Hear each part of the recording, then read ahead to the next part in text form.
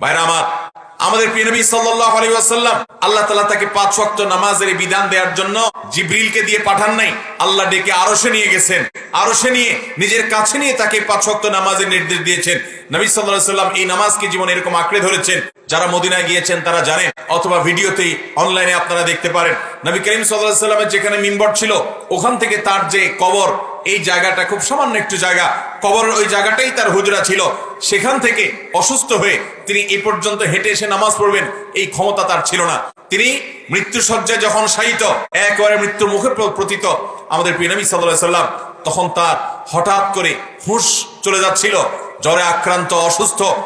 যখন সেন্সলেস হয়ে যাচ্ছেন, একটু হুঁশ আসার পরে বললেন যে পানি আনো। যখন পানি ঢালা হলো, আবার তিনি বেহুশ হয়ে গেলেন।